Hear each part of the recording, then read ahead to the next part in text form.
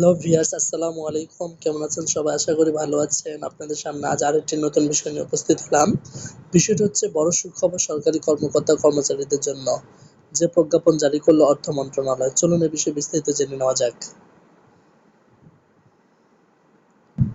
সরকারি কর্মকর্তা-কর্মচারীদের সাধারণ ভবিষ্যৎ তহবিল জিপিএফ ও প্রদেয় ভবিষ্যৎ তহবিলে সিপিএফ টাকা জমা রাখার বিপরীতে মুনাফা হার গত অর্থবছরের মতোই ১১ থেকে ১৩% নির্ধারণ করা হয়েছে। চলতি ২০২৪-২৫ অর্থবছরের জন্য এ হার নির্ধারণ করে বুধবার অর্থ মন্ত্রণালয় অর্থ বিভাগ প্রজ্ঞাপন জারি করেছে। প্রজ্ঞাপনে বলা হয়েছে, ১৫ লাখ টাকা পর্যন্ত জমা রাখলে মুনাফা মিলবে ১৩%, ১৫ লাখ ৳১ থেকে ৩০ লাখ টাকা পর্যন্ত রাখলে মুনাফা পাওয়া যাবে ১২% এবং ৩০ লাখ ৳১ বেশি টাকা জমা রাখার বিপরীতে ১১% মুনাফা মিলবে।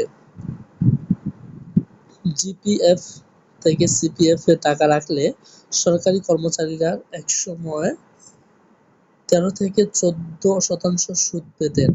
এই হারকে ২০২১ সালের সেপ্টেম্বরে কমিয়ে ১১ থেকে ১৩% করা হয়। গত ২০২৩-২৪ অর্থবছর এ হার অব্যাহত ছিল।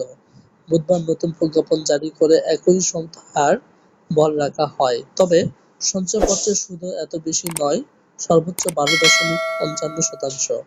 একসময় সরকারি কর্মচারীরা মূল বেতনের ৮০% পর্যন্ত জিপিএফে টাকা রাখতে পারতেন। তবে ২০১৫ সালের ডিসেম্বরে এক প্রজ্ঞাপন জারি করে অর্থ বিভাগ সুদের হার না কমিয়ে জিপিএফে টাকা রাখার সীমা কমিয়ে মূল বেতনের সর্বোচ্চ ২৫% নামিয়ে আনে। যেসব কর্মকর্তা-কর্মচারী রাজস্ব খাত থেকে বেতন পান, তারা টাকা রাখেন জিপিএফে, আর যারা রাজস্ব খাতের বাইরে থেকে বেতন পান, তারা টাকা রাখেন সিপিএফে। প্রজ্ঞাপনে বলা হয়েছে, স্বায়ত্তশাসিত সংস্থা ও কর্পোরেশনের মতো সিপিএফভুক্ত সব প্রতিষ্ঠানে আর্থিক সংগতি একরকম না হওয়ায় তারা নিজস্ব আর্থিক বিধিবিধানের আলোকে প্রত্যেক প্রতিষ্ঠান তাদের কর্মচারীদের জন্য জিপিএফের স্ল্যাবভিত্তিক মুনাফা হারকে সর্বোচ্চ ধরে প্রতিষ্ঠানের আর্থিক সামর্থ্য অনুযায়ী মুনাফা হার নির্ধারণ করতে পারবে। হ্যালো ভিউয়ার্স, আপনারা যদি আমাদের চ্যানেলে নতুন হয়ে থাকেন, চ্যানেলটি সাবস্ক্রাইব করে পাশে বেল আইকনটি বাজিয়ে দিন।